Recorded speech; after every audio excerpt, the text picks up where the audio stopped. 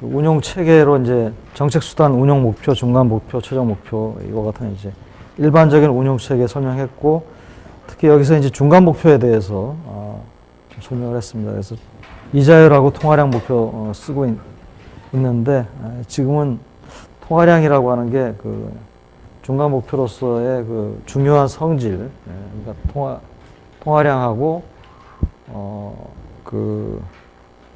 이 통화 정책의 그 최종 목표 간의 안정적인 관계가 점차 이제 그러니까 사라져 가고 있는데 그 이유가 이제 통화량 자체가 중요하지 않아서 그런 것이 아니고 금융혁신이나 이런 것 때문에 이제 자꾸 통화 지표가 자꾸 그 안에 포함돼야 될 통화 금융상품하고 바깥에 있는 금융상품이 서로 대체성이 높아가지고 통화 지표 자체가 굉장히 불안정해지는 그런 현상 때문에 그렇다.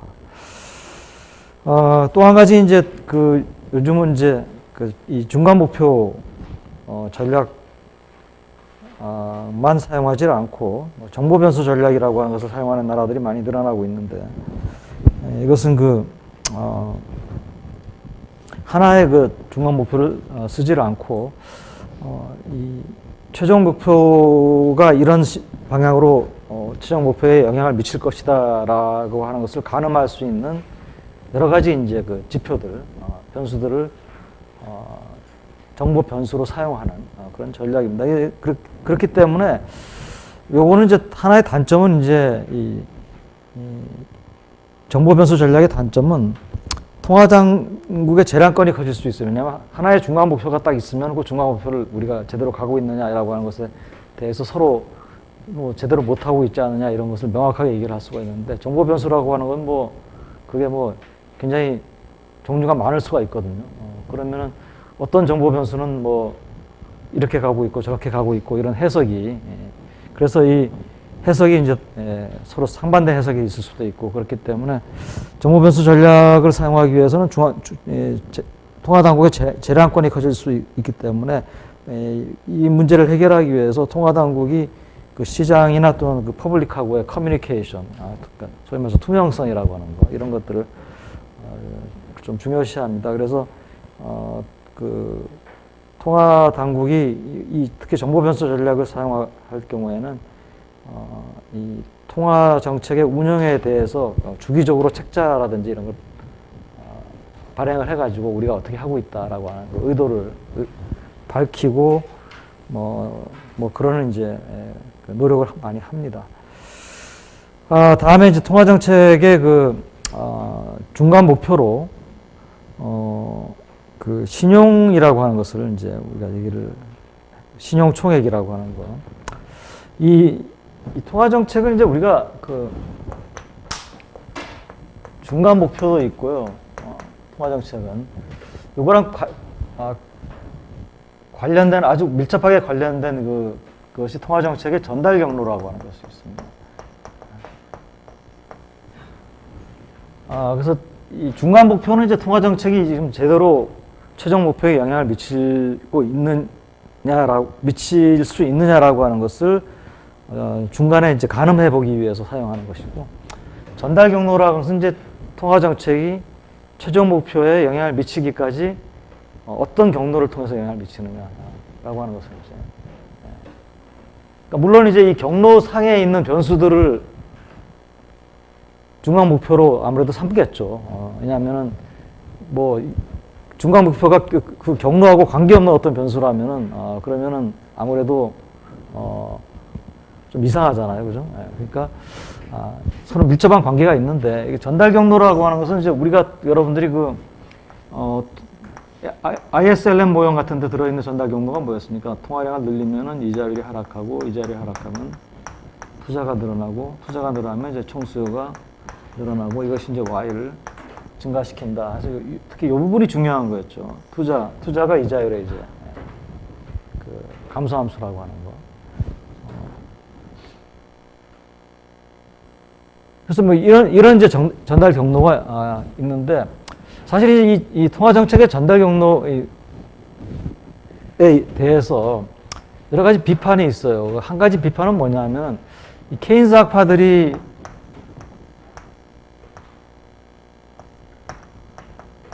이 전달 경로에 대해서 한 비판은 요 부분입니다. 이 고리가 연결고리가 약하다라고 하는 비판을 합니다. 즉 투자라고 하는 것이 이자율에 대해서 실제로 실증 분석을 해보면은 탄력성이 굉장히 떨어진다. 이자율에 대해서 그렇게 민감하지 않다. 그래서 케인스 학파는 물론 이제 통화 정책이 효과가 없다라고 하는 것을 이제 그렇게까지 극단적으로 얘기는 하지 않았지만은 요 연결고리가 약하기 때문에 재정 정책에 비해서 통화 정책은 상대적으로 효과가 작다라고 하는 그런 이제 얘기를 했었죠. 이 반면에 이제 그 마니터리스트들, 여러분들 이제 통화론자, 특히 이제 프리드만하고 또 에나 슈발스라든지 그 추종자들은 통화 정책이 이 Y에 굉장히 강하게 영향을 미친다라고 하는 것을 이제 주장을 합니다. 주장을 하는데 여러 번 나도 반복적으로 얘기하고 다른 데서 반복적으로 듣겠지만 그 주장 자체가 통화 정책을 적극적으로 써야 된다는 주장은 아니다라고 하는 거죠. 여러분들이 그 논리를 아마 이해할 필요가 있고요. 다시 그 논리는 이제 통화 정책이 효과가 불확실하기 때문에, 그러니까 이걸 썼는데 효과가 항상 일정하게 나타나면은 쓰는 게 좋겠죠. 근데 이게 어떨 때는 이게 쓰면은 1년 있다가 효과가 나타나고 어떨 때는 효과가 안 나타나고 그러면은 그 정책 수단으로서 그렇게 좋은 정책 수단이 아니잖아요, 그죠? 그래서 그게 이제 통화론자들의 주장이 일견 좀 모순된 것처럼 보이지만은 이제 왜냐하면 통화 정책은 효과가 있다. 분명히 실물 경제에 영향을 미칠 수 있다. 그런데 통화 정책을 써서는 안 된다. 적극적으로. 소극적으로 쓰는 건 괜찮아요. 적극적으로 써서는 안 된다. 근데 그 논리인데, 그 논리가, 그 전달 경로를 보면은, 이게 이제 케인스 학파하고 충돌을 하죠. 왜냐하면은, 통화론자는 이것이 여기에 영향을 미칠 수 있다라고 했는데, 케인스 학파는 여기 고리가 약하기 때문에 영향을 미치지 못합니다. 그래서 이제 이 둘 사이에 어떤 차이가 있느냐라고 할 때, 통화론자가 통화 정책의 효과를 볼 때는 일종의 블랙박스 어프로치를 했어요. 그러니까 M이 있고 Y가 있으면은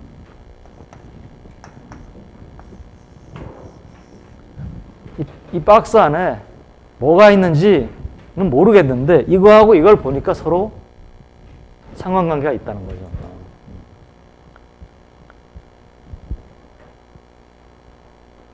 그러니까 통화론자들이 한 게 이벤트 스터디도 하고 여러 가지 하는데 이벤트 스터디도 이제 어떤 특정한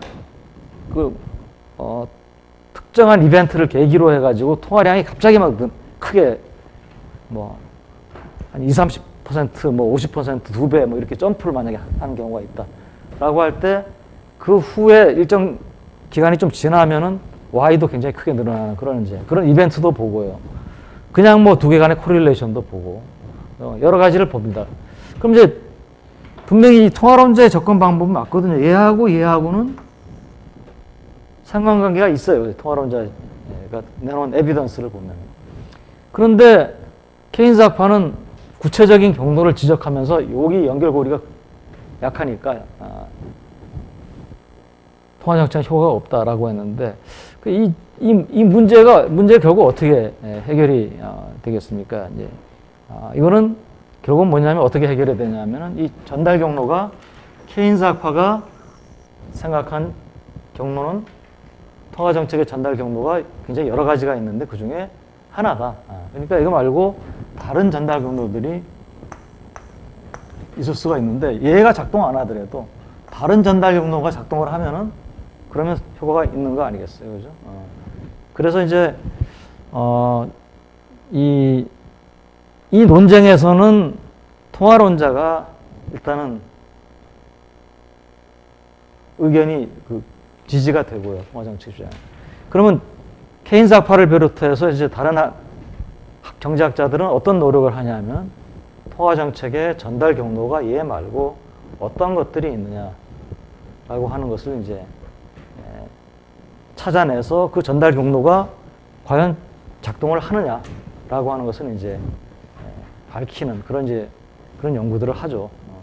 그래서 그 연구들 중에 하나가 뭐 여러 가지 그 전달 경로는 여러 가지가 있습니다. 사실 이제 여기는 뭐 이자율을 낮춰가지고 이것이 이제 자본의 유출을 가져오고 이것이 이제 환율을 화폐 가치를 떨어뜨려 가지고 그래가지고 이것이 이제 NX를 이제 증가시키고 뭐 이런 경로도 있고요. 또 피구 효과라고 해가지고 이제 이것이 이제 통화량이 늘어나면은 그 전반적으로 이제 그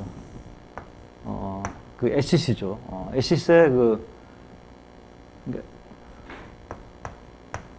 SCC라든지 웰스라고 할까요? 웰스.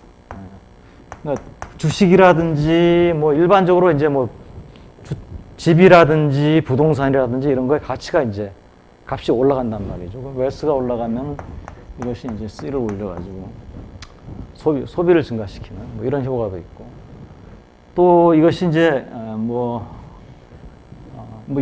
여러 가지 이제 경로가 있습니다. 그 중에 하나가 이제 지금 얘기하려고 하는 신용 경로입니다. 즉 이게 늘어나면은 이자율보다는 신용 총액.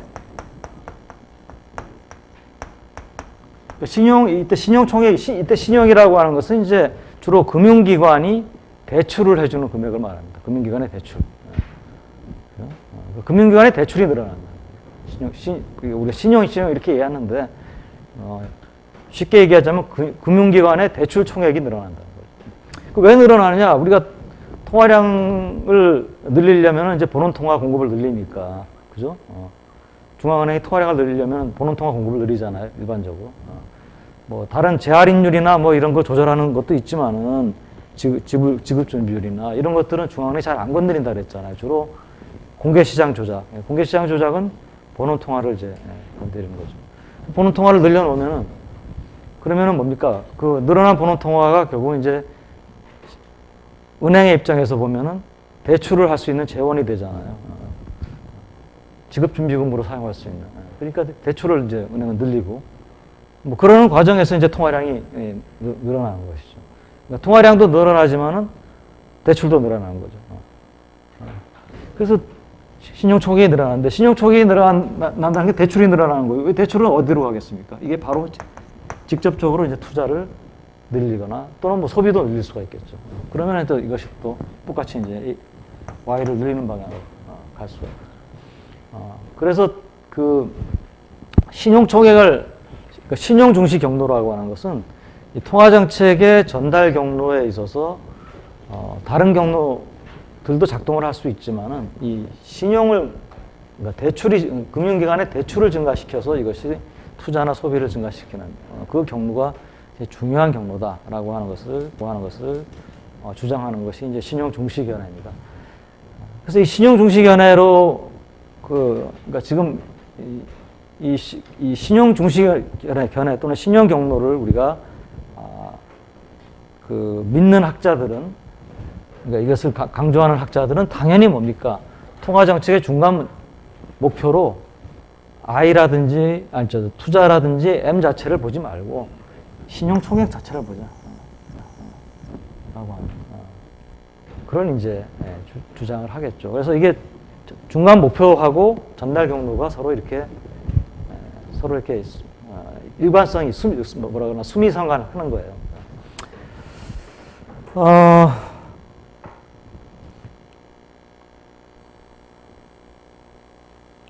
이 신용 경로의 중요성을 이제 보여주는 것이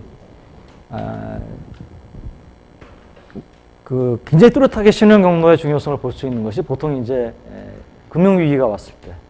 그러니까 금융위기라고 하는 것은 우리가 이제 경제 위기에는 뭐 외환 위기라는 것도 있고 은행 위기라는 것도 있고 그런데 이제 금융 위기 또는 은행 위기라고 하는 것은 이제 많은 그 금융기관들이 그러니까 꼭 많다기보다는 이제 금융기관들이 부도가 나고 부도가 나면은 이제 금융기관들이 서로 뭡니까 돈을 안 빌려주려고 그러겠죠.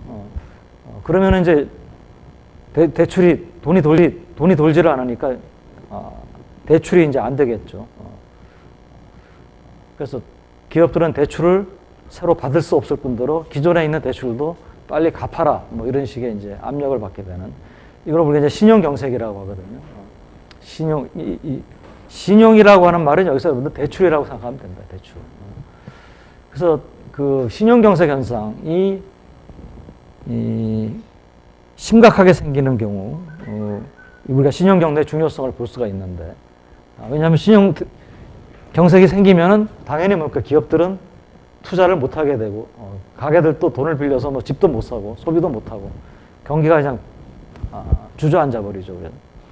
그래서 그걸 이제 그 우리나라에서도 이제 경험한 것이 97년에 외환위기 때 이제 이 외환위기라고 하는 것은 뭐 외환위기 자체는 이제 원화 가치가 그 달러화가 부족해가지고 원화 가치가 이제 급격하게 하락하는 현상이 외환위기죠.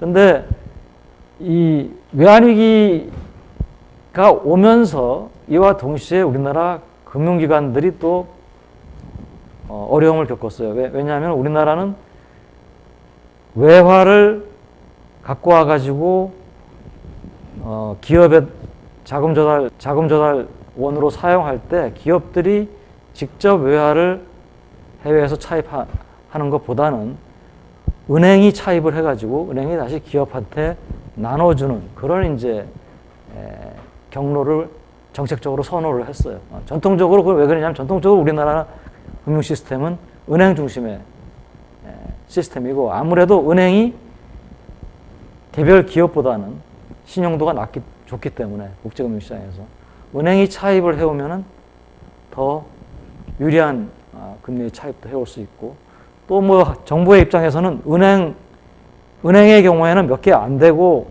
금융기관의 그 금융감독 당국의 감독을 받으니까 은행을 통해서 차입을 해오면은 이 차입량이나 뭐 이런 것들을 정책적으로 컨트롤하기가 아무래도 쉽죠. 기업들은 수많은 기업들이 또 현지법인도 있고 얘네들이 뭐 이렇게 차입을 해갖고 오면은 얼마나 차입을 하고 있는지 이것을 통계를 실태를 파악하는 것도 쉽지가 않아요. 사실 우리나라 기업이 해외 차입을 얼마나 하고 있느냐 이거 정확한 숫자는 사실은 없습니다. 그냥 1년에 한 번씩 한국은행이 해외 차입을 많이 하는 기업들한테 엑셀로 된 설문지를 보냅니다. 그래서 니네 지금 차입액이 얼마냐 뭐 이런 그런 통계를 각 기업들이 이제 리포트를 하면은 그거를 모아가지고 얼마 이렇게 이제 왜냐하면 금융기관을 통해서 차입한 것은 쉽게 잡히지만 기업들이 개별적으로 빌리는 것은 그거는 뭐 빌릴 수 있는 루트가 굉장히 많기 때문에 또 현재 법인들이 많고 그래서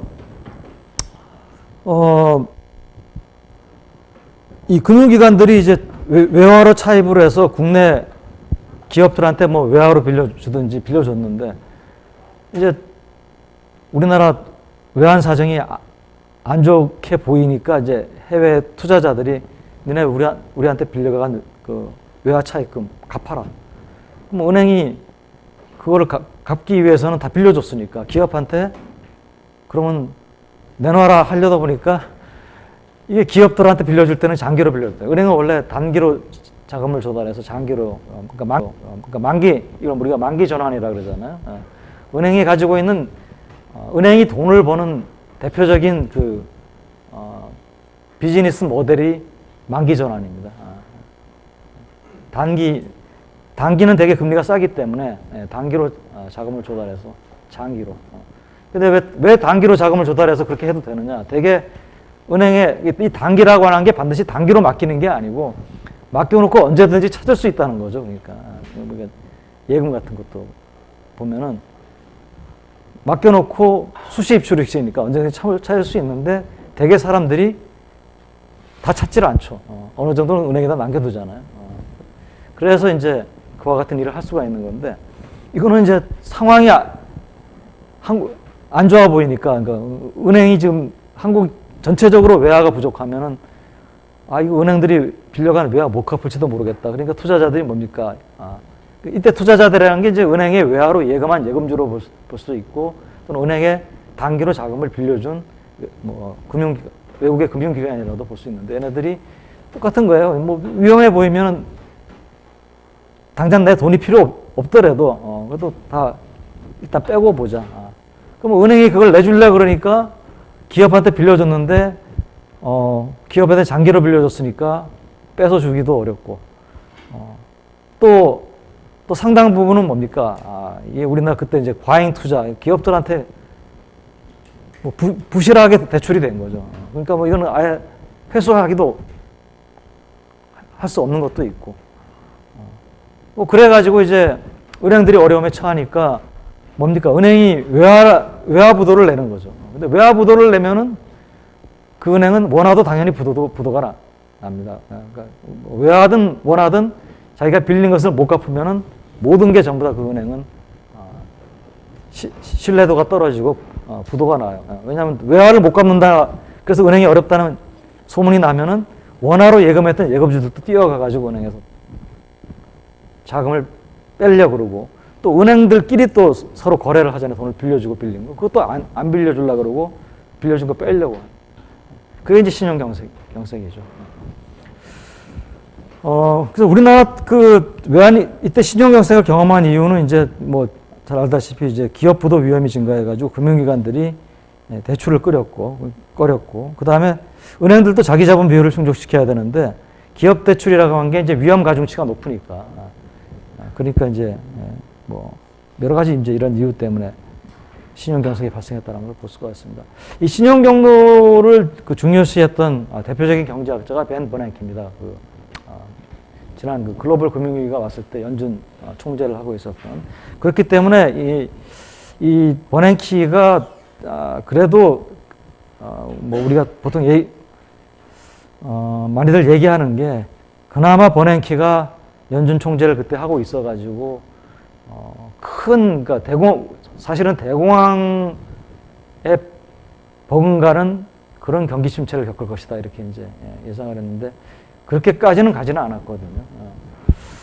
물론 이제 그게 이제 버냉키가 한 정책이 과연 그게 뭐 어떤 정책인지는 잘 알죠. 양적 완화라고 하는 정책이 지금까지 여기서 좀 현 단계에서 회고를 해보면은 그래도 뭐 큰 화는 면했다라는 점에서는 잘한 것 같지만 아직도 뭡니까 글로벌 금융위기의 그 여파는 아직 금융위기는 고잉 온이거든요. 아직도 해결되지 않고 진행되고 있는 거라고 볼 수가 있고 그러면 결국은 이제 뭐 어떤 한쪽에서 지금 비판하고 있는 것은 이와 같은 정책이 결국은 소위 말해서 이제 대중요법 그러니까 근본적으로 치료는 못하고 돈을 풀어가지고 증상만 완화시킨 게 아니냐. 그러면 이게 이제 잘못하면은 이게 중장기적으로 가면은 오히려 더 큰 이제 문제를 일으킬 수도 있는 게 아니냐. 이런 이제 비판을 하는 사람들도 있죠. 그래서 이 신용 중시 견해고요. 자, 근데 이제 이 신용 중시 견해가 그 견해는 어떤 또 이론적 근거를 가지고 있냐면은 금융시장에 있어서 신용할당, 이건 뭐 우리가 배웠죠. 신용할당이라고 하는 또 얘기하고. 왜냐하면 이제 우리가 보통은, 통화량이 만약에 이제 뭐 예를 들어서 통화량이 줄어든다고 합시다. 줄어들면은 빌려줄 돈이 줄어들잖아요. 그렇잖아요.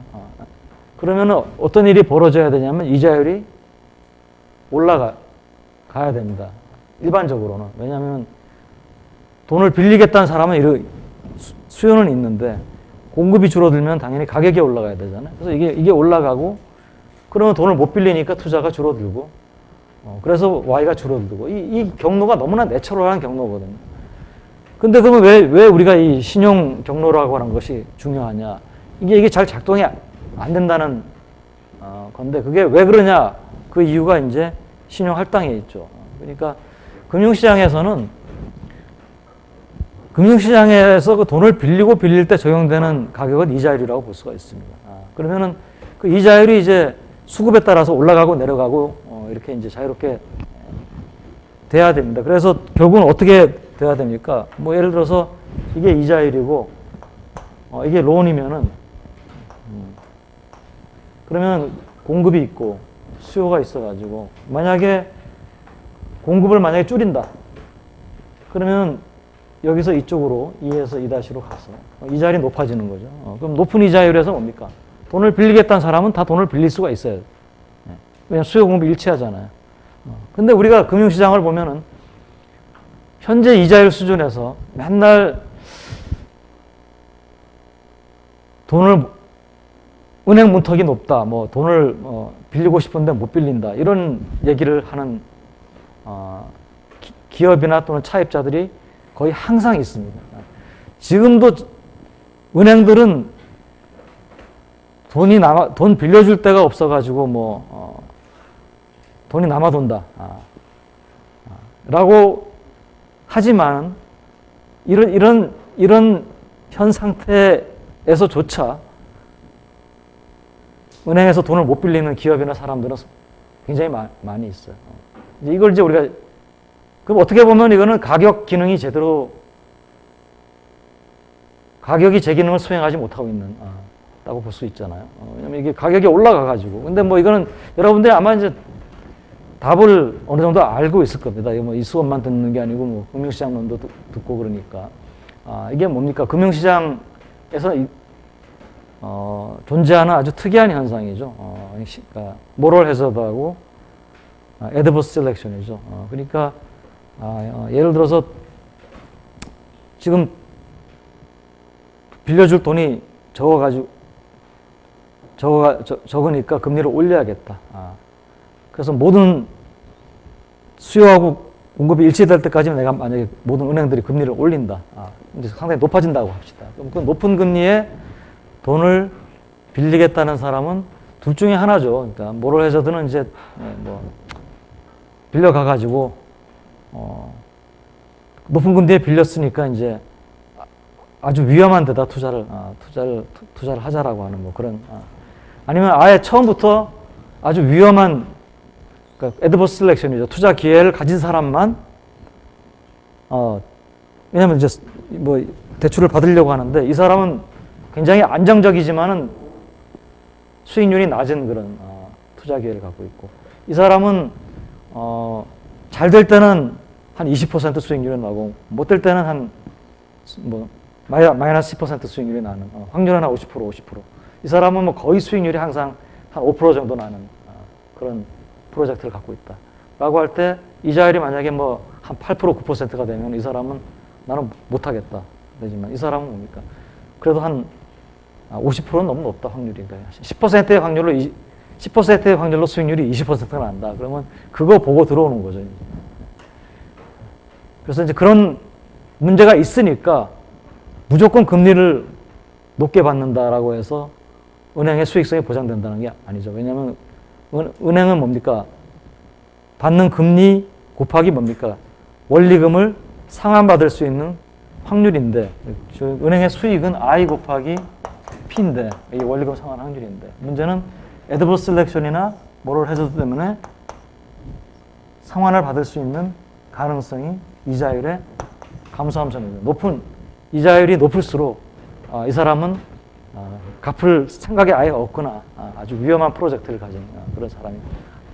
그러니까 이제 얘하고를 할 때 무조건 이자율이 수급을 일치시키는 대로 보내지 않고 얘가 맥시마이즈 되는 그런 I 수준을 내가 어떤 I 바다 그러면 I 바라고 하는 수준을 나오면은 그 I 바를 딱 고정을 시켜놓고는 이자율은 그러면 어떻게 됩니까? 대개 초과 수요가 있겠죠. 그럼 초과 수요가 있는 상태에서 은행은 신용도라든지 이런 다른 기준을 가지고 평가를 해서 PI가 높은 것만 뽑아가지고 투자를 하려고 하는 그런 이제 행태를 보이는 게 그게 이제 은행이 가지고 있는 행동이고 그로 인해 가지고 신용 할당 현상이 나타나는.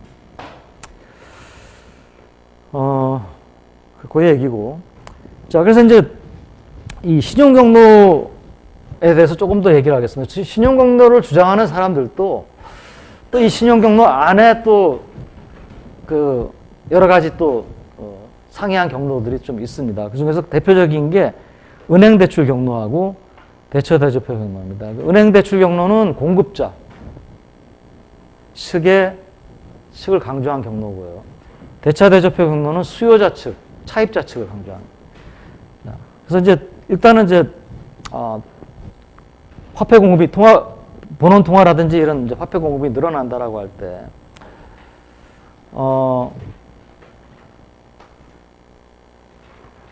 은행 대출 경로라고 하는 것은 뭐 아주 우리가 여러분들이 너무나 잘 알고 있는 경로입니다. 본원 통화가 늘어나면은 은행은 뭡니까? 대출할 수 있는 자금이 늘어나는 것이죠. 그러니까 이제 대출을 늘리는데, 이게 이제 이 기업의 내부 자금 조달 수단은 이제 당연히 주식이고, 또는 좀 사내유보 이윤이고, 외부 자금 조달 수단은 주식을 내부 자금. 사내유보 이윤이 하여튼 내부 자금이고요. 외부 자금 조달 수단 중에서 이제 차입 수단이 대출하고 그다음에 채권 발행이 있는데, 이 두 개 간의 대체성이 낮습니다. 이 대체성이 낮은 이유는 딴 게 아니고, 굉장히 신용도가 좋은 기업은 차입을 할 수도 대출을 받을 수도 있고 채권을 발행할 수도 있어요. 이 지명도가. 근데 신용도가 높지 못하든지 지명도가 높지 못한 그런 기업들은 채권을 발행한다는 것은 굉장히 어렵습니다. 그러니까 얘네들은 할 수 없이 대출에 의존할 수밖에 없어요. 그러니까 양쪽을 다 할 수 있는 기업은, 만약에 뭐 중앙은행이 은행의 그 본원 통화나 아니면 뭐 지급 준비율이나 이런 것을 좀 타이트하게 해가지고 은행 대출을 컨트롤 한다 하더라도 뭡니까? 자본시장으로 가가지고 채권을 발행해가지고 자금을 조달할 수 있어요. 그러니까 얘네들은 영향을 덜 받는데, 중소기업이나 이런 데는 이제 은행에서 대출을 못 받으면 이쪽으로 가야 되는데 이쪽으로 갈 길이 없거든요. 가서 그래서 이와 같은 이제 이거는 이제 차입에 있어서의 대출하고 채권 간의 대체성이 이제 낮은 기업들이 상당히 존재하고, 그런 기업들이 존재함으로 인해 가지고 은행 대출이 줄어들게 되면은 그 기업들은 뭡니까? 대출을 못 받게 되겠죠. 그러니까 자금 조달을 못 하게 되겠죠. 투자를 하기 위한. 왜냐하면 채권 쪽으로 갈 수가 없으니까. 그러면 그 기업들은 투자가 줄어들 수밖에 없겠죠. 그래서 그쪽에 이제 이거는 은행 대출 경로는 주로 이제 은행 쪽으로 자금을 공급하는 은행이 대출을 줄이기 때문에 신용이 중요하다는 것이고, 대차대조표 경로는 이제 뭐냐면은 기업인데, 기업의 외부 자금 조달 능력이 기업의 대차대조표상의 자산하고 부채에 영향을 받는다. 그럼 왜냐하면 기업에 돈을 빌려주는 채권자나 또는 은행들이 기업의 돈을 갚을 수 있는 능력을 평가를 하는데, 그 능력의 평가가 결국 뭐냐면 부채에 비해서 자산이 얼마나 많으냐, 즉 기업의 자본이 얼마가 되느냐라고 하는 것이죠.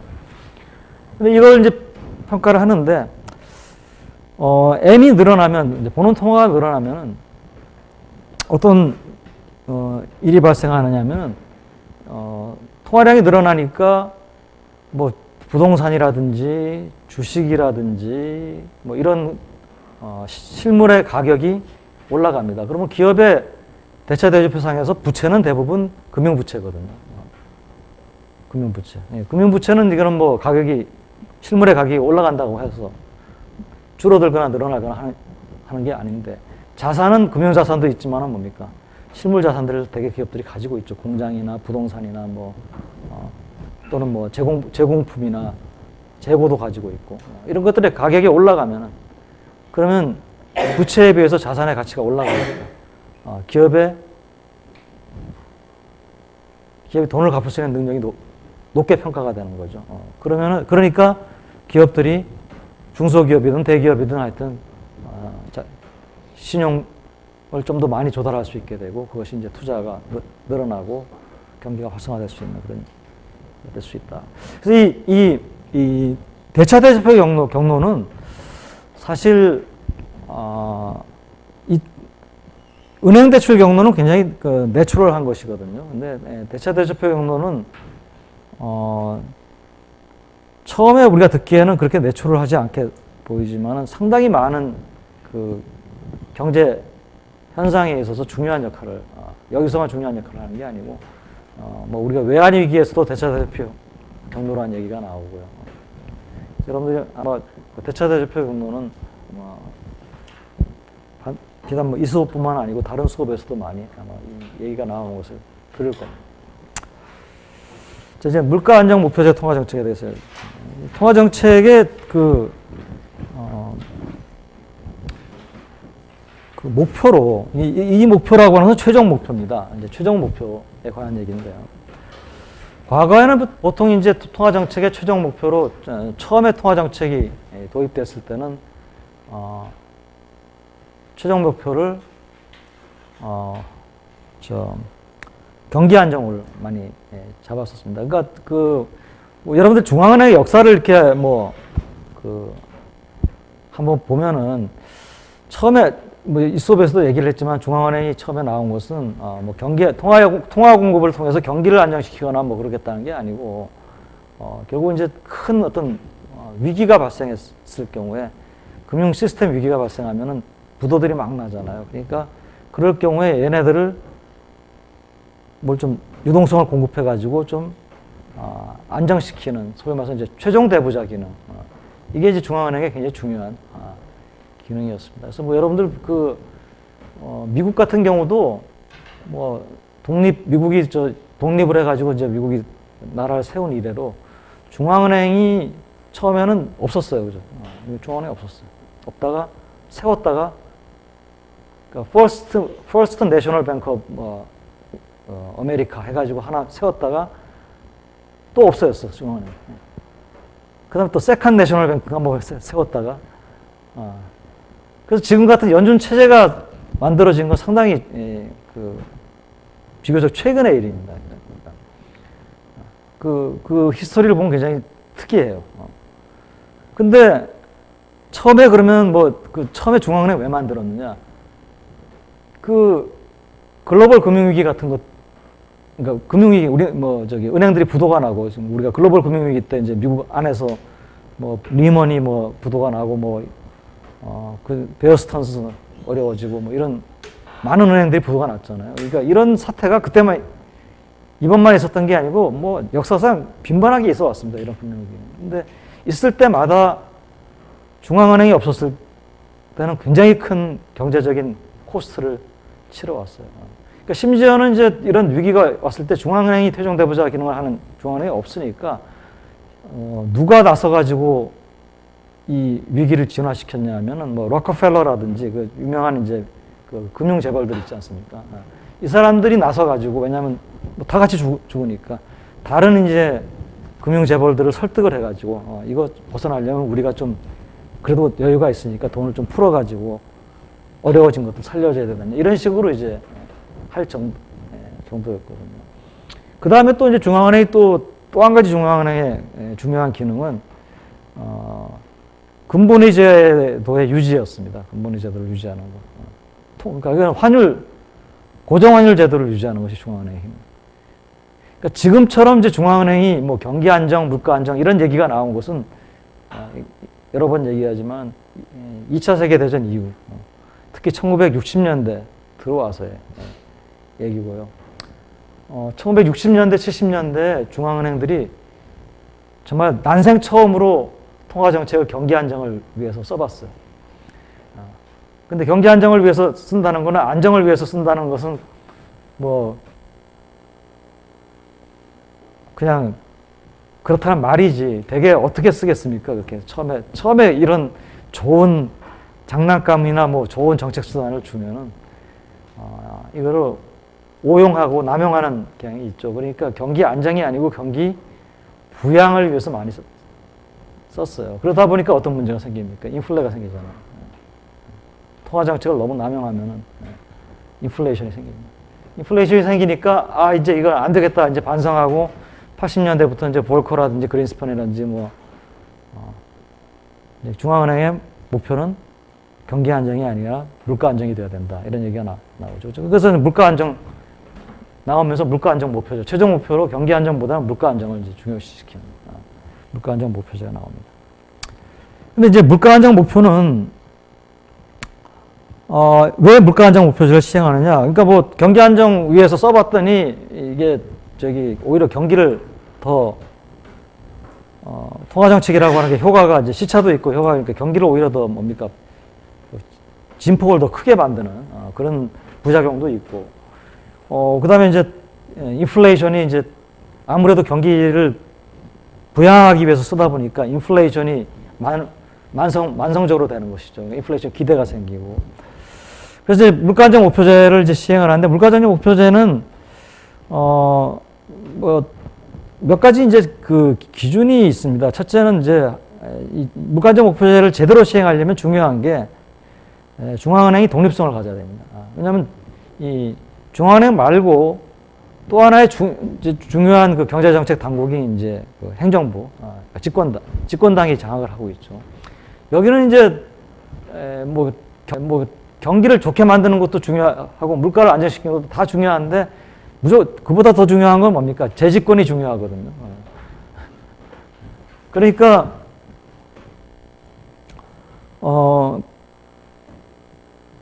아무래도 뭡니까? 중앙은행이 자기 독립성이 없다면, 즉 자기의 컨트롤 하에 있다면 그 중앙은행에 가지고 있는 통화 정책을 자기의 필요에 따라 쓰려고 할 겁니다. 그게 만약에 반드시 경기를 부양시키는 게 뭐 자기의 필요라고는 할 수 없지만은, 만약에 경기를 부양시키는 게, 물가를 좀 희생시키고 경기를 부양시키는 게 우리한테 좋겠다, 우리 뭐 재집권 하는데, 그러면은 당연히 중앙은행이 그렇게 하도록 만들겠죠, 그죠?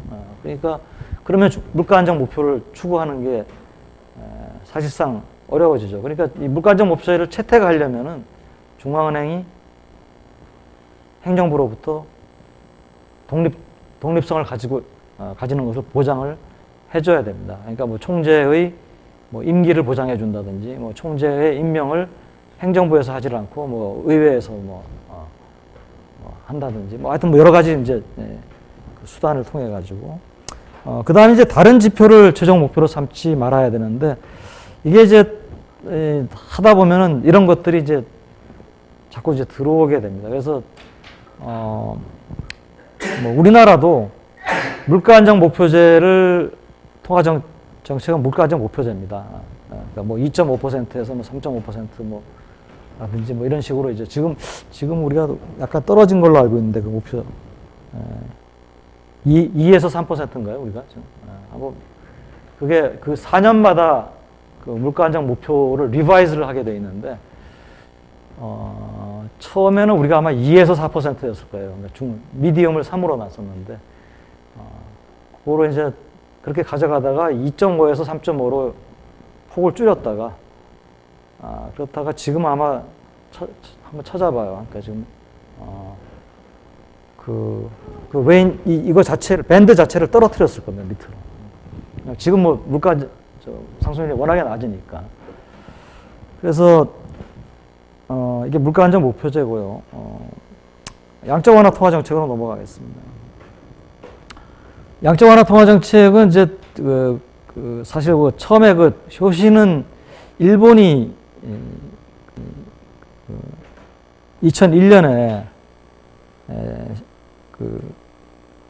정책 금리가 0에 근접한 수준에서 이제 사용했던 정책입니다. 양적 완화라는 그 용어는 그때 처음 나왔고요. 버냉키가 이것을 이제 글로벌 금융위기를 극복하기 위해서 썼고, 그 이후에 많은 은행들이 뭐 유럽 중앙은행이라든지 영국의 영란은행이라든지 또는 뭐 일본은 다시 이제 양적 완화 택했고, 많은 은행들이 그걸 택했지만, 이 용어가 처음 나온 것은 이제 2000년대 초에 일본에서 나왔던 용어고요.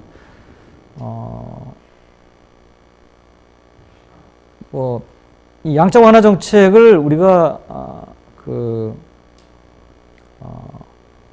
그 이전에 우리가 사용하던 이제 그 통화 정책하고 대비해 가지고 그 이전에 사용하던 것은 컨벤셔널, 그러니까 전통적 통화 정책이라고 그러죠. 이게 컨벤셔널은 이제 무기 같은 거에 앞에 붙으면은 재래식 무기 이렇게 되는데,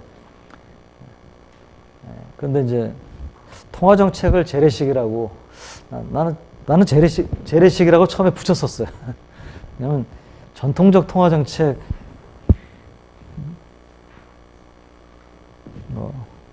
하여튼 전통적 통화 정책, 그러니까 전통적 통화 정책이라는 용어는 이전에 하던 통화 정책에 대해서 굉장히 어떤 그 고전적인 가치나 밸류를 주는 것이고, 재래식이라고 하는 거는 걔네들이 미개한 통화 정책이다 라는 그런 좀 느낌이 있는데, 왜냐하면 이제 재래식 무기에 반대되는 것은 이제 신형 무기들이잖아요. 하여튼 뭐 그 전통적인 통화 정책이 아니고 이제 이 비전통적인 통화 정책이죠. unconventional monetary policy인데, 이 전통적인 통화 정책은 결국 뭐냐면 이제 공개 시장 조작을 할 때 화폐하고 굉장히 대체성이 높은 금융 자산을 서로 맞바꾸는 겁니다. 그러니까 중앙은행이 이 공개 시장 조작이라고 하는 중앙은행이 이제 대체대조표에서 본원 통화라고 하는 부채를 늘리고 대신에 이 자산을 늘리는데, 여기에 들어가는 자산이 본원 통화하고 굉장히 대체성이 높은 자산이에요. 그게 바로 뭐냐면 정부가 발행한 국채인데, 그 국채 중에서도 만기가 굉장히 짧은 거. 만기가 그러니까 보통 가장 만기가 짧은 국채가 3개월짜리거든요. 13주. 그러니까 트레저리 빌. 그러니까 그런 것들을 이제 주로 사들여요. 그리고 난 다음에 뭡니까? 그러면 이제 이 트레저리 빌 마켓에서 변화도 생기지만은 요걸 늘려줬으니까 어디에서 변화가 생깁니까? 은행 간 시장, 페더럴 펀스 마켓에서 금리가 떨어지겠죠. 그죠? 그게 이제 거기서부터 시작해가지고 그 옆에 있는 다른 단기 자금 시장에 금리에 영향을 미치고, 또 단기 자금 시장에 영향을 미치고, 그 다음에 이제 중기 자금 시장에 영향을 미치고, 좀 더 만기가 긴 금융 시장에 영향을 미치고 해서 최종적으로 30년, 50년짜리 이제 모기지라든지 뭐 이런 장기 채권에 영향을 미쳐 나가는 그런 이제 수순을 택하는데, 양적 완화 정책은 뭡니까? 일단 금리를 거의 0에다 갖다 놓고, 그냥 뭐 컨벤셔널 마니터리 팔러시는 금리를 0에 놓고 하는 게 아니거든요. 금리는 보통 노멀한 수준에서 뭐 2%, 4% 이런 노멀한 수준에 놓고 하는데, 일단 금리는 낮출 수 있는 데까지 낮춰놓고는, 그 다음에 이제 자산을 매입하는데, 단기 국채를 매입하면은 효과가 없어요. 왜? 금리가 0인 상태, 거의 0인 상태에서는 재무성 증권하고 화폐하고 현금이라든지 이런 거의 마찬가지예요. 왜냐하면 재무부 증권 트레저리 빌이 암만 금리가 낮아도 13주짜리가 금리를 주거든요. 금리가 노멀한 수준에서 2%, 3%라면. 그러면 2% 정도 수준이면 4분의 1이니까, 3개월짜리니까. 연율로 2% 정도 주고, 3개월 만에 0.5% 정도는 주잖아요. 화폐는 뭐 현금은 금리 전혀 안 주는 거고, 뭐 MMDA라든지 이런 이제 예금은 그거보다는 금리가 좀 낮은 수준이고. 근데 이게 금리가 거의 0%에 가깝게 가면은 그동안에 뭐 정기예금이나 정기적금이나 이렇게 금리를 어느 정도 주던 것들도 전부 다 금리가 뭡니까? 거의 0에 가까이 갑니다. 그 다음에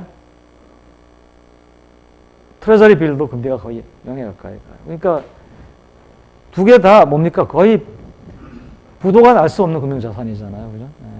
트레저리 빌을 뭐 정부가 발행한 거고, 예금이나 이런 것들, 뭐 현금이나 이런 것들은 뭐 은행이 부도가 나면은 예금은 좀 적어갈 수 있지만 또 예금자 보호를 받고 있고, 다만 이제 교환의 매개 수단으로서는 이제 화폐는 직접 쓸 수 있는 거고, 트레저리 빌은 요거는 좀 전환을 시켜야 되는데, 뭐 전환 비용이 그렇게 높지가 않거든요. 굉장히 대체성이 높아요. 그래서 얘를 사고 트레저리 빌을 금리가 거의 0인 상태에서는, 굉장히 낮은 상태에서는 그렇게 공개 시장 조작을 해봐야 별 효과가 없어요. 워낙에 대체성이 높기 때문에. 금리가 한 3%, 4% 되면은 두 개 간의 대체성이 다른 것보다는 대체성이 높지만은 그래도 대체성이 완전하지는 않습니다. 그러니까 이 컴비네이션을 바꿔봐야, 즉 트레저리 빌을 사들이고 보는 통화를 더 풀어봐야 별 통화정책 효과가 없어요. 없으니까 대체성이 더 낮은 놈을 사들이는 거죠. 그러니까 얘 대신에 뭡니까? 만기가 더 긴 거. 만기 10년짜리, 20년짜리 사들이자. 이게 이제 그 양적 완화 통화 정책이고, 이게 이제 그 연준의 이 양적 완화 통화 정책은 연준이 가지고 있는 자산 대차 대조표를 보면은 잘 알 수가 있습니다. 그래서 이게 이제 2008년에 리먼 사태가 나기 전까지 연준이 가지고 있었던 총 자산이고요. 여기서 연준이 가지고 있었던 증권이 이제 이만큼입니다. 이때 이제 그 초기에는 이게 그 연준이 썼던 이 글로벌 금융위기 때 연준이 썼던 그 정책이 두 가지가 있습니다, 사실은. 하나는 유동성 프로그램이라고 하는 것이고요. 하나는 이제 통화 정책입니다.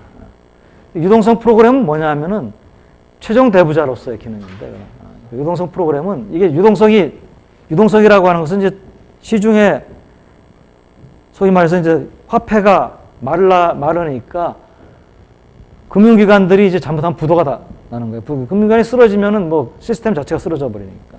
그러니까 이제 미국이 연준이 뭡니까? 금융기관한테 임시로 막 대출을 막 해주죠. 그 프로그램들이 굉장히 여러 가지 프로그램들이 타프라든지 뭐 이런 프로그램들을 통해가지고 대출을 해줍니다. 그러니까 이때만 하더라도 이 유동성 프로그램으로 대출을 해주는 게, 그러니까 금융기관을 살리는 게 중요했어요. 베어스턴스라는. 그래서 걔네들한테 돈을 주니까 돈이 풀리니까 거꾸로 이제 통화정책 쪽에서는 뭡니까? 돈이 너무 많이 풀리니까 통화정책을 좀 환수를 해야겠다 해가지고 오히려 이거는 통화정책 쪽에서는 공개시장 조작에서 자산이 줄어든다는 거는 그만큼 뭡니까? 자산을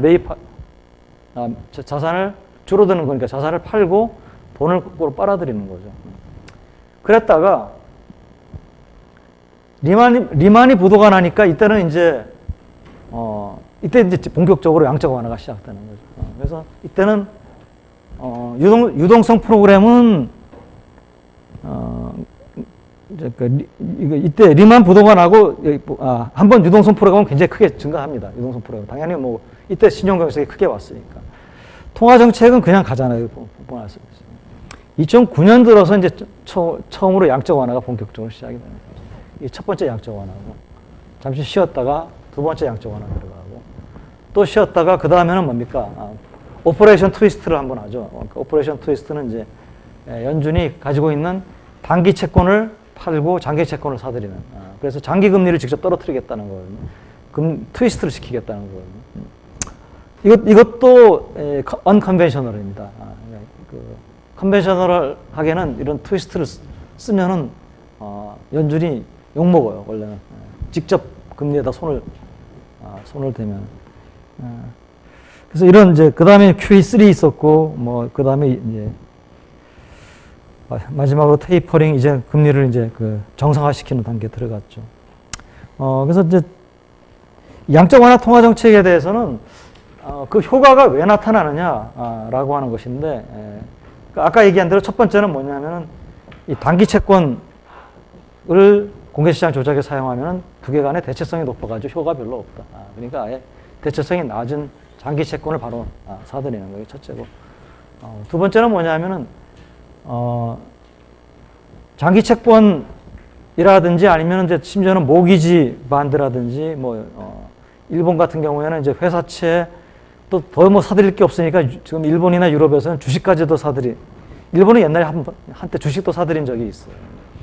그런 것까지 사들인다라고 하는데 그게 뭘 말하느냐 하면은 이거는 금리를 낮추는 효과, 그러니까 전반적인 금리 수준을 낮추는 효과도 있지만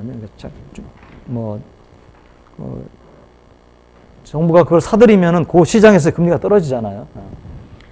그러니까 금리를 낮추는 효과도 있지만은 또 하나는 뭐냐면은 장기채나 회사채 또는 모기지 반드는 단기 국채가 가지지 않은 추가적인 위험이 있습니다. 그러니까 뭐가 있습니까? 장기채 같은 경우에는 이제 그 만기 위험이 있죠. 만기가 기니까 이제 가격이 중간에 팔면은 가격이 떨어지면은 이제 내가 손해 볼 수 있으니까. 그 다음에 회사채나 이런 건 뭡니까? 부도 신용 위험이 있잖아요. 또 어떤 거는 그 유동성 위험도 있습니다. 그러니까 시장 자체가 국채 시장은 굉장히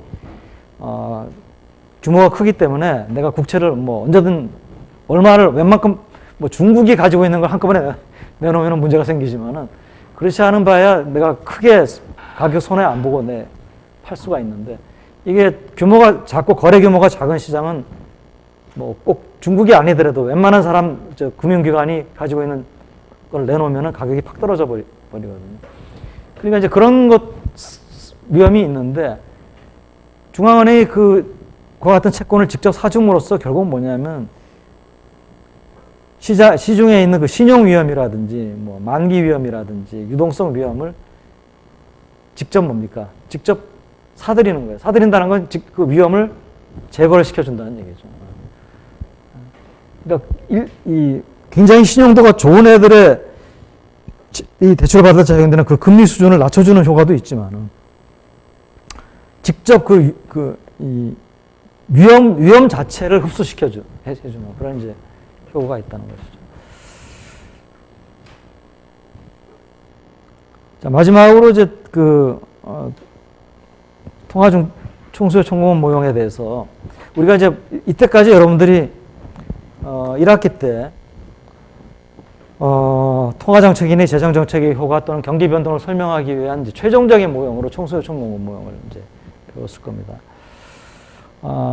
근데 이제 만약에 이제 여러분들이 뭐 우리 이 수업만 안 듣고 만약에 이제 다른 교재를 본다든지 그러면은 우리가 보통 보는 이 총수요 총무원 모형을 소개를 하지 않는 그런 책들도 상당히 있어요, 이제는. 왜 그러냐? 우리가 봤던 총수요 총무원 모형은 총수요 곡선의 이면에 뭐가 깔려 있냐면 ISLM 모형이 깔려 있고요. 이건 뭐 제가 1학기 때 내 수업에서는 설명했지만 그 ISLM 모형에 들어있는 LN 곡선은 중앙은행이 통화량을 조절한다. 통화량이 외생적으로 되어 있습니다. 그 통화량이 정책 변수. 그러니까 그 얘기는 결국 뭐냐면은 통화량 중간 목표제 아니면 뭐 운용 수단이 통화량인 그런 이제 통화 정책을 전제로 하고 있다고 볼 수가 있거든요. 근데 현실은 과거에는 그런 중앙은행들이 많았어요. 통화량을 가지고 이제. 근데 현실은 지금은 중앙은행들이 통화량의 공급을 뭐 금년에 몇 %로 하겠다. 이렇게 통화 정책을 발표하는 중앙은행은 거의 없습니다. 거의 뭡니까? 통화 정책의 중심은 금리로 옮겨갔어요. 금리 중심으로. 우리나라도 그렇고. 미국은 뭐 거의 처음부터 금리 중심이었습니다. 중간에 잠깐 뭐 프리드만의 영향을 받아가지고 그 통화량 중심의 통화 정책을 잠깐 채택한 적이 있는데 그거는 아주 잠깐이고 뭐 다른 나라들은 그래도 통화량 중심을 상당히 쓴 나라들도 있고 우리나라도 그랬었는데 지금은 안 그렇죠. 첫째 그렇고 두 번째는 뭡니까? 통화량 중심의 통화 정책을 쓰면 이자율 중심의 잠깐만 이자율하고 통화량하고 왔다 갔다 해놓은 것 같은데 이자율 중심의 통화 정책을 쓰면서 그럼 이자율 목표를 정해야 되지 않겠습니까? 그 이자율 목표를 정할 때 명시적으로 뭐 이렇게 한다라고 하는 것은 아니지만은 대략적으로 보면은 어떤 룰을 가지고 정한다. 어떤 룰에 따라서. 그럼 그 룰이 어떤 룰이냐? 그래서 우리 많이 얘기하는 게 테일러 준칙이죠. 그래서 테일러 준칙입니다. 그래서 테일러 준칙은 두 가지죠. 첫째는 이자율 중심의 통화 정책을 쓴다. 근데 그 이자율 중심의 통화 정책을 쓴다는 것은 이자율 목표를 정하는 거거든요. 근데 그 이자율 목표가 어떤 준칙에 따라 정해진다. 그래서 준칙의 하나의 대표적인 예가 이제 가장 우리 인구에 회자되는 이 준칙이 테일러 준칙인데, 이거는 이제 뭐 테일러라고 하는 그 계량 경제학자, 이제 이 마니터리 팔러시나 이쪽에 연구를 많이 하는 학자인데, 이 사람이 이제 뭡니까? 미국은 굉장히 오랫동안 이자율 중심의 통화 정책을 썼기 때문에 그럼 이제 미국의 그 이자율의 정책 목표가 이제 바뀌잖아요. 그죠? 그 바뀌는 것이 어떤 변수들에 의해서 설명이 될 수 있느냐. 그러니까 이제 이거는 정책 목표의 타임 시리즈가 있고 이쪽에는 이제 그것을 설명할 수 있는 설명 변수의 타임 시리즈가 있으면은 회귀 분석을 할 수가 있잖아요. 그래서 그냥 회귀 분석한 거예요. 회귀 분석 해보니까 이런 것들이 영향을 많이 미친다는 걸 이제 발견. 요거는 이제 실질 이자율이고, 그러니까 연준이 가지고 있는 어떤 목표 실질 금리가 있고요. 요거는 이제 어떤 노멀한 수준이 있다고 볼 수가 있는데, 요거는 이제 이 모형에서는 되게 이거는 그 상수로 이제 상수의 일부로 추정이 됩니다. 이제 보면 알지만. 그 다음에 파이 t는 이제 이건 물가 상승률이죠. 그러니까, 목표로 하는 실질 금리에다가, 물가 상승률을 더하면은 이거는 뭡니까? 목표로 하는 명목 금리가 되겠죠. 근데 이걸 고정시키지 않고 어저스트를 합니다. 어떻게 어저스트를 하냐면은, 파이 t 빼기 파이 바, 그러니까 이거는 중앙은행이 목표로 하는 인플레이션율이에요. 그러니까 실제 인플레이션율이 목표로 하는 인플레이션율보다 높으면은 이자율을 더 올립니다. 그러니까 람다 파이는 양수가 되겠죠, 당연히.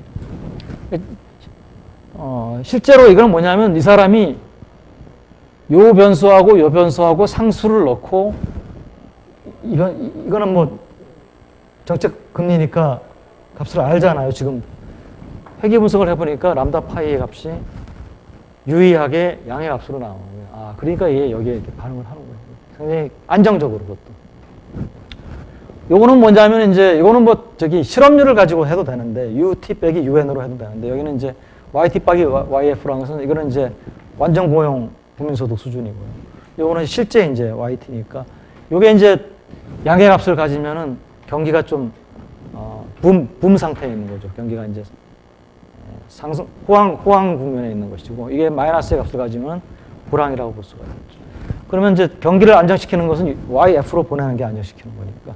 그러니까 U의 값도 뭡니까? 양의 값을 가지겠죠. 왜냐하면 경기가 너무 지나치게 이제 호황이면은 일로 보내기 위해서는 금리를 올려야 되니까. 이것도 이제 그래서 이걸 추정을 해보니까 얘하고 얘가 양의 값으로 나오면서 상당히 안정적이니까. 그리고 이걸 추정을 해가지고 다시 이제 피티드 밸류를 구해보니까 미국의 통화정책 목표를 상당히 이 모형이 잘 설명을 해주는 거예요. 언제까지? 2008년 이전까지. 양적 완화가 시작되면서는 이제 이 관계가 저 관계 이거 뭐 거의 0이니까 이게 2008년 이후에는 뭐 경기가 좋든 나쁘든 뭐 물가가 좀 높든 낮든 지금 작년에 우리가 정책 금리를 올리기 전까지는 계속 뭡니까? 0에서 0.25%였잖아요. 그러니까 피팅이 당연히 안 되겠죠, 그러면. 그래서 이게 이제 이렇다라고 하면은 그러면은 이제 우리가 이 현실 이자율 중심의 통화 정책 테일러 준칙 따른다. 그러니까 테일러 준칙은 그러니까 우리나라 미국뿐만 아니고 우리나라도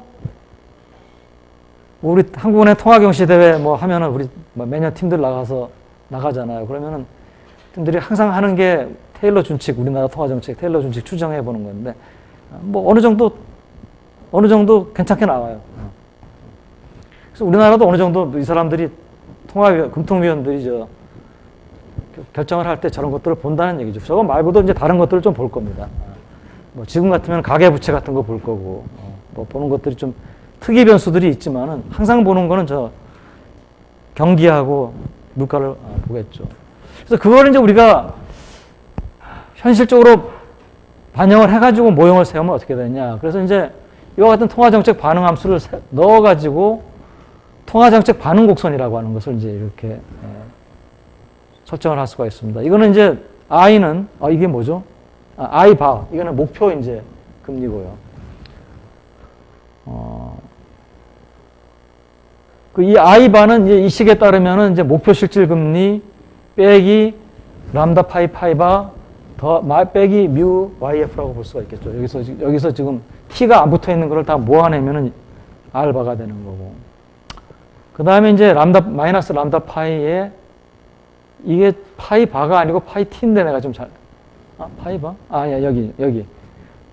i는, 이 i바라고 하는 것은, 어떤 목표 명목금리라고 볼 수가 있고요. 그러니까 노멀한. 거기다가 람다 파이니까 요거 곱하기 요거죠. 그러니까 이건 실제 이제 인플레이션율이 높으면은 목표금리가 높아지는 것이고, y가 커지면 목표금리 높아지는. 요게 이제 통화정책 반응함수라고 해서 우리가 MP 곡선이라고 하고요. IS 곡선은 우리가 보통 보던 IS 곡선이고요. 이렇게 해서 이제 총수의 곡선을 구할 수가 있고요. 그럼 이렇게 총수의 곡선을 구하면은 우리가 어떻게 구합니까? 요 식하고 요 식에서 총수요니까 이제 i를 소거를 시켜야겠죠. 소거를 시키면은 무엇하고의 관계가 나오냐? 파이하고 y의 관계가 나오죠. 그러니까 우리가 이전에 구했던 총수의 곡선은 p하고 y 간의 관계였잖아요. 근데 이거는 파이하고 y의 관계. 물론 모양은 비슷합니다. 모양은 파이 y면은 AD 곡선 이렇게 우아형하는 AD 곡선이 나옵니다. 모양 비슷한데 이게 P가 아니고 파이기 때문에 얘도 그냥 AD라고 안 부르고 앞에 다이내믹이라는 말 하나 붙여가지고 DAD 곡선이라고 이렇게. 그러니까 뭐 아주 우리가 모르는 아주 특이한 걸 한 게 아니고 약간의 변형입니다. 그 다음에 총공업 곡선은 어떻게 되느냐? 총공업 곡선은 이미 우리가 알고 있는 겁니다. 자, 우리 8장에서 단기 총공업 곡선의 식을 이렇게 우리가 쓸 수 있다. 라고 이제 했습니다. 8장에서도 했고, 이걸 내가 나는 그 인플레이션, 필립스 곡선 도출할 때 이걸 썼는데, 여기서 이제 양변에서 LMPT-1을 한번 빼고 여기 더해주면은 똑같죠. 근데 LMPT에서 LMPT-1을 뺀 것은,